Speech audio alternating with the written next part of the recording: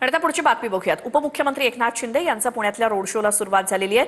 3 हाती चौकापासून या रोड शोला सुरुवात झाली आणि प्रचंड ही गर्दी एकनाथ शिंदे यांच्या पुण्यातल्या या रोड शोला।